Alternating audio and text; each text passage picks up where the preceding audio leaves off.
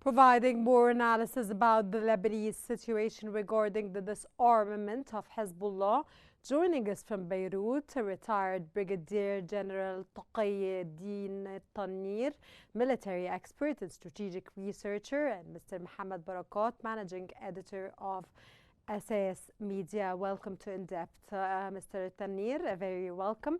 And given Barak's recent statement that Lebanon will come up with a plan on August the 31st to convince Hezbollah to disarm, is this deadline for a disarmament plan realistic or just a comply under U.S. pressure, sir? Good afternoon to you and to your channel and to audience and listeners and to your guests too. Mrs. Arena, no, it's not only a comply after the pressure of the United States.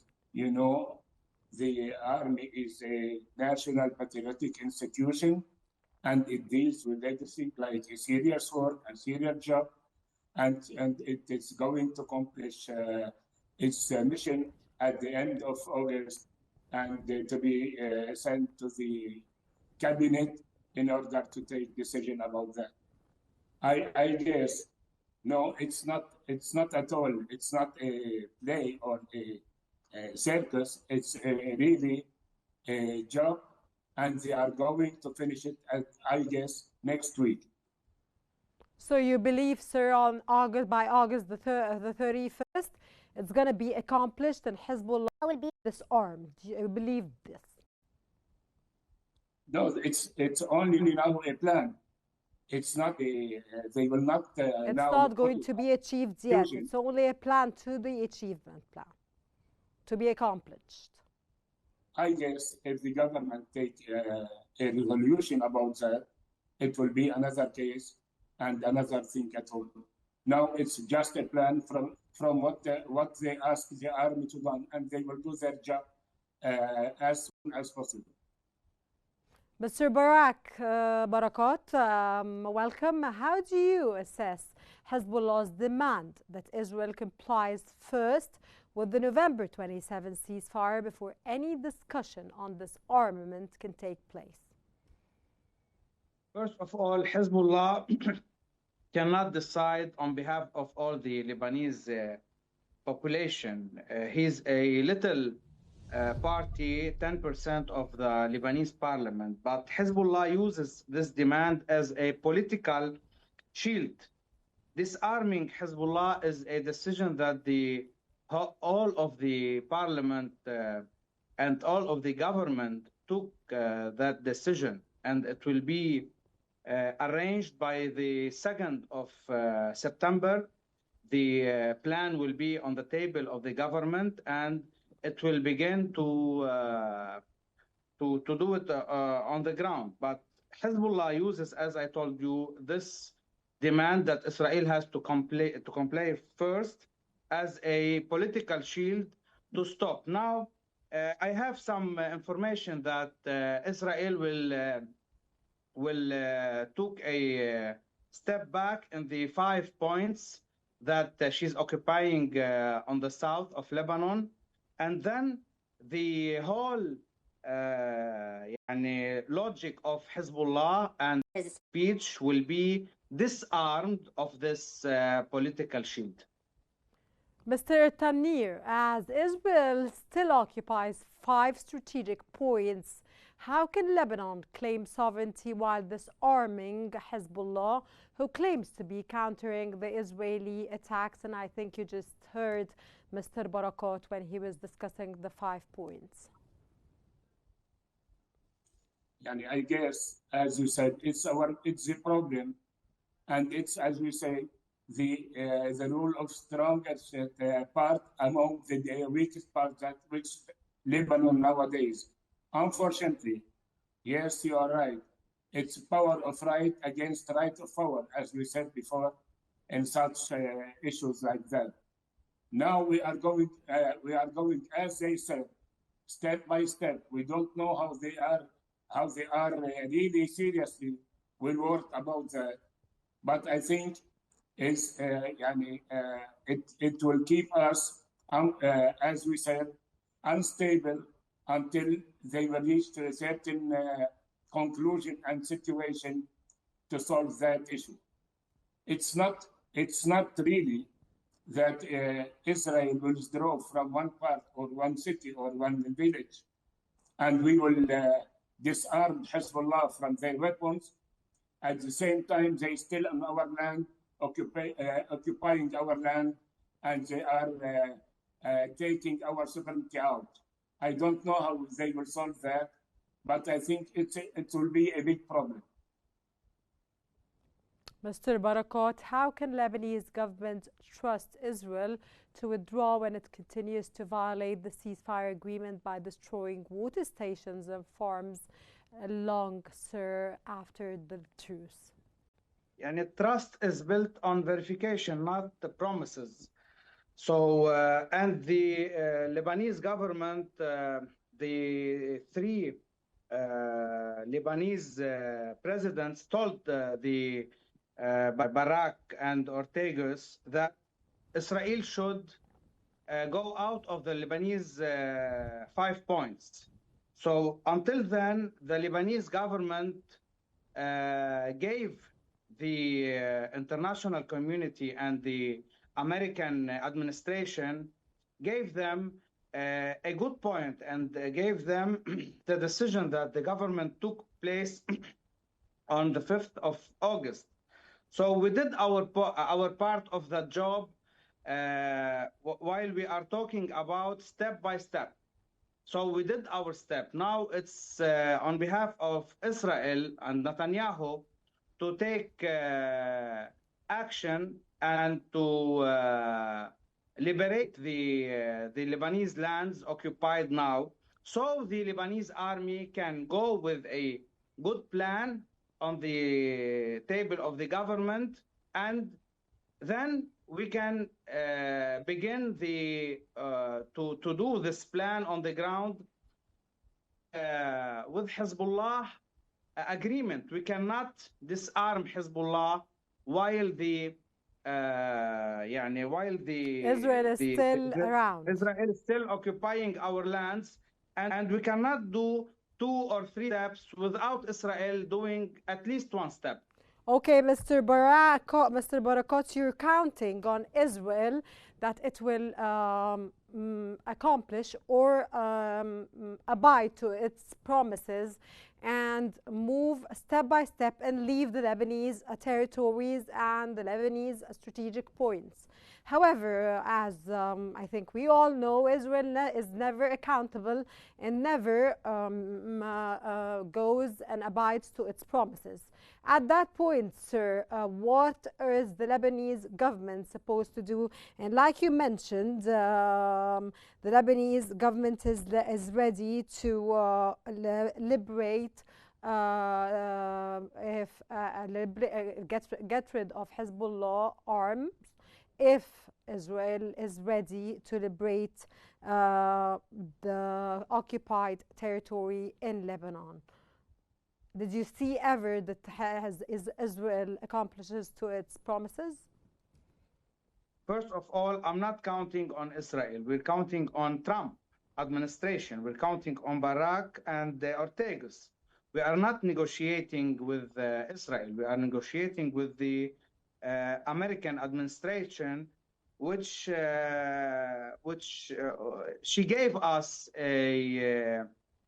promises, and she said she will do some pressures on Israel government to withdraw from the south. That's the first point. The second point, we cannot in Lebanon, not in the government and not on the streets, we cannot go to a civil war to achieve this decision that the government took on the 5th of August. We need to make a conversation with Hezbollah, a dialogue with Hezbollah, and our logic is more powerful if Israel will obey the American pressures. We are not counting on Israel. We are counting on America, and she is the broker between us. And Okay, so you're accounting in America. Let's leave it there and let's see what America is going to be doing and yes, Donald Trump is going to be doing. Mr. Tanir, the Lebanese armed forces are now officially tasked. Sorry, Mrs. Rana, I will ask only a question here. Please. Go ahead, sir. If I can have a comment, please. But as we heard before from Mr. Barak himself, declaration inside the presidential palace in Lebanon, when he said there is no guarantee. If America tells us that there is no guarantee from Israel. Exactly, sir. This was the point I wanted to tell Mr. Barakat, that he didn't say even that. the United States is not accountable. Sorry, my lady, allow me. That's not the truth. He didn't say that. Barak said we didn't give guarantees. No, let me explain. You're confused. You're mixing two pictures. Barak said America didn't give any guarantees to stop Israel from firing on Lebanon after the 27th of after the ceasefire agreement. That's what he said. But you are right. You are right. Wait. He was talking about the ceasefire after the war. Please. You are right. But in the Barak letter, you are right. But let me continue, please. Okay. But he continued what he said. Yeah. Please concentrate well, please, and listen to me. And what he said after that we are not sure that we can ask Israel to do something she don't want to do. What does this mean? They cannot oblige. No, you're mixing. No, it's not true. He said that if the Lebanese government didn't take action, but after his that speech, the Lebanese government took the first step with the decision of disarming Hezbollah. Okay, Mr. Barakat, if Mr. Tanir is not accountable what he's saying, then what happened to the ceasefire that was due on the 27th between Lebanon and Israel, and Lebanon and Israel till today is not abiding to any ceasefire. So what Mr. Tanir is saying makes sense. If we get rid of Hezbollah today under the auspices of the United States, which is not accountable, or your narrative, not my narrative, or if you see it accountable. We are not analyzing in here. We're talking about facts. In fact, okay, Mr. Tanir is saying facts.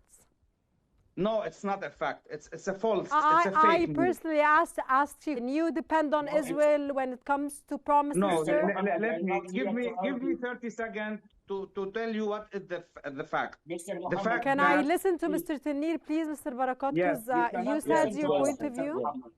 Yes, I'm listening. I agree with you, Mr. Muhammad. I'm not here offending you. I'm only telling you what they said. But let me tell you something else. One of the ministers said before a few days, we will not pull out from the 5 points, whatever happened. They said more than one time. It's not his call. It's a Trump's call. He can say whatever he wants. Trump will decide. Trump kicked his 3 points from the Suwaida. He didn't want to withdraw from Suwaida.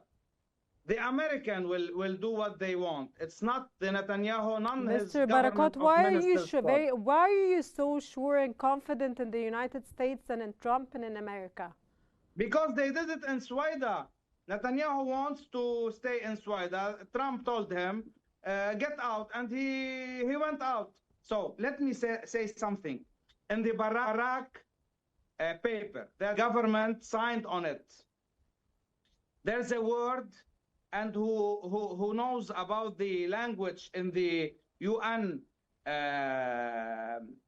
corridor, he knows that censor means that the American administration will punish Israel if she didn't commit Does the American administration punish Israel on anything that Israel does that is against the international community's law, sir?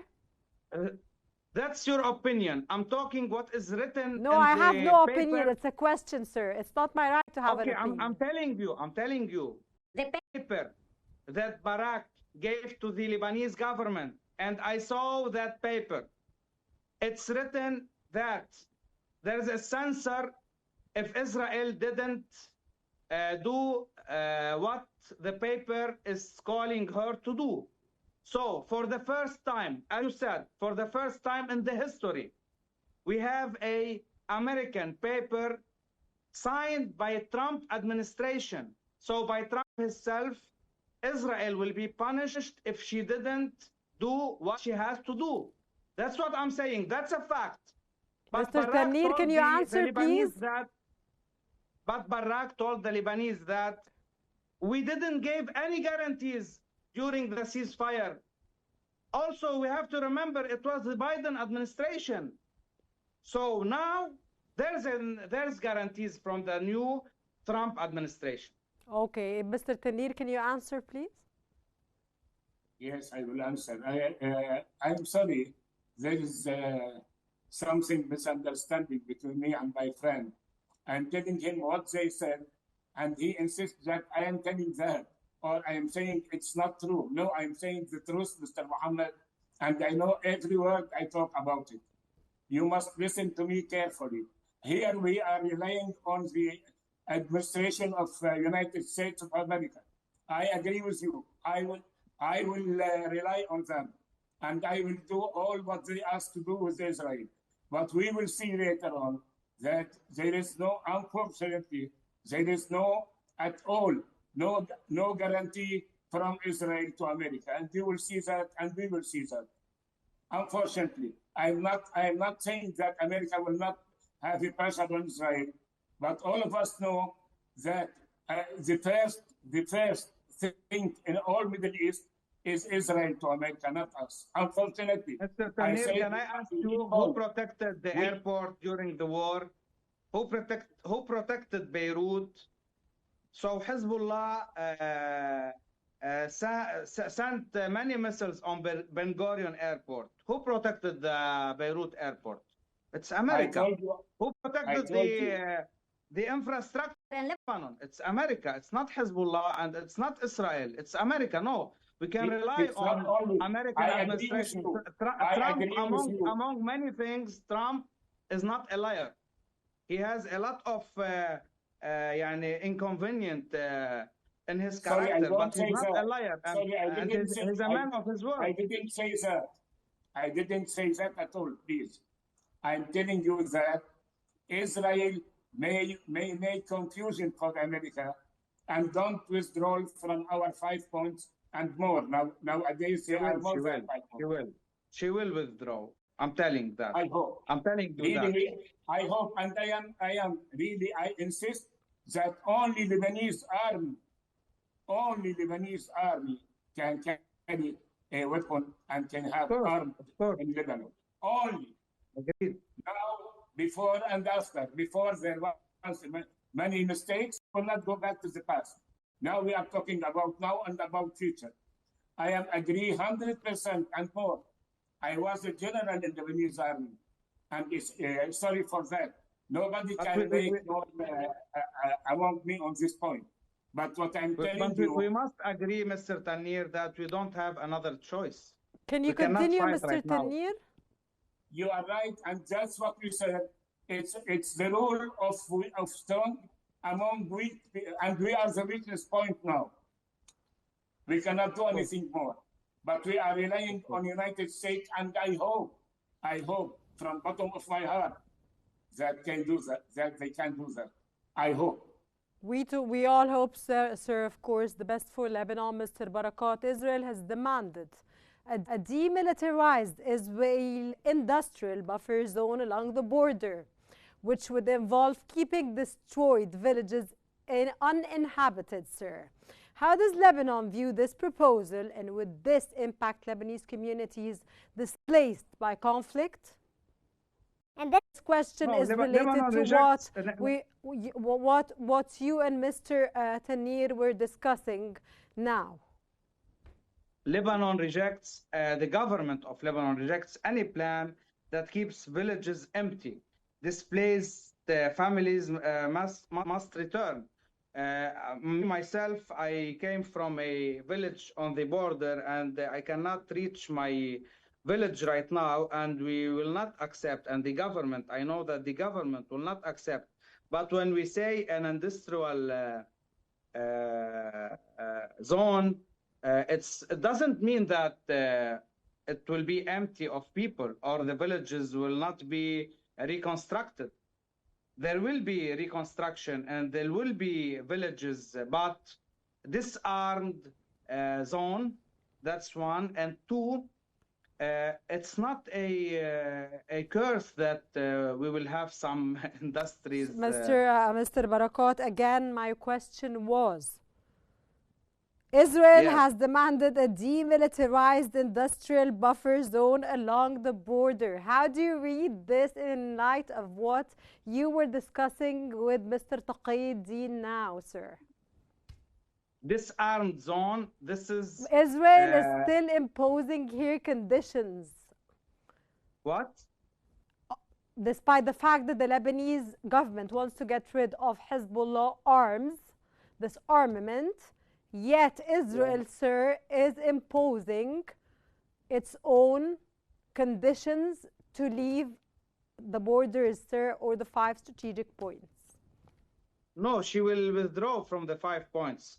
And we know that. And this sir, my question again is, Israel has demanded a demilitarized industrial buffer zone along the border, which would involve keeping destroyed villages uninhabited, sir. No, I gave you a straight answer. I told you Lebanese government will reject any plans that keeps the families away and the villages will be reconstructed. I told you that. That's yes, a Lebanese decision. Who is going to reconstruct Lebanon?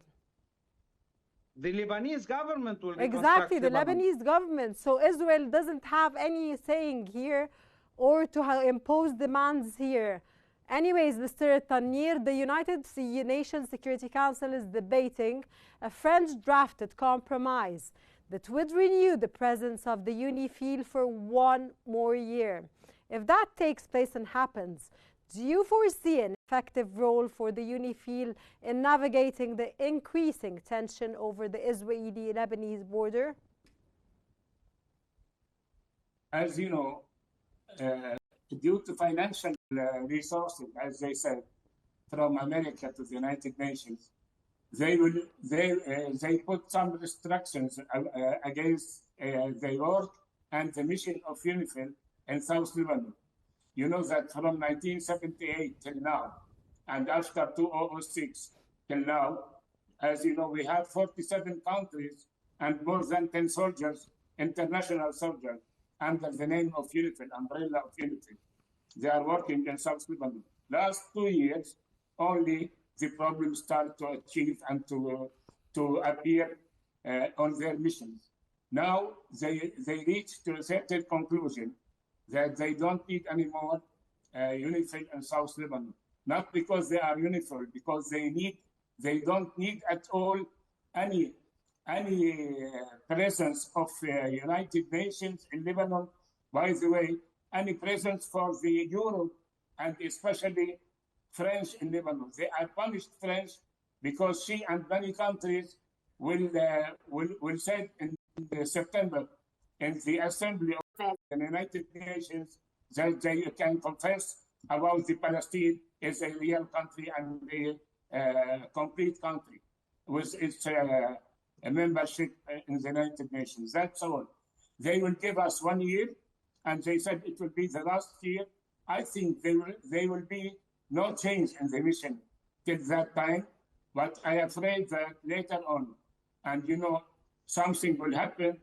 It will be catastrophe because now we are without any umbrella. We will be only under the umbrella of America and Israel, not more. Now we are under the umbrella of America and the United Nations, yani the International Committee. Oh. After that, we will be only under the umbrella of America. Got your point, sir. Let me say something. Go ahead, sir. But we have to wrap up. But go ahead, please. We mustn't confuse between two projects in the region. There is the Zionist Israeli project, which wants our villages empty. Yeah, that's right. But the American project wants an industrial economic prosperity in our south. So we in Lebanon, the Lebanese government and the Lebanese authority is going along with the American project to our south, not the Israeli project. So there's two projects, there's not one. Got your point, sir. Thank you very much, Mr. Taqiyuddin Tanir, military expert and strategic researcher, and Mr. Mohammed Barakat, of course, managing editor of SAS Media. Of course, thank you very much for your insights and your valuable, informative knowledge and for your time. I really appreciate, of course, your insights. Lebanon stands at a crossroads between sovereignty and survival, peace and peril. The world watches as if one nation faces an impossible choice. That concludes today's episode of In Depth. Thank you very much for joining us. Stay tuned for more updates on Qnews. Thank you very much.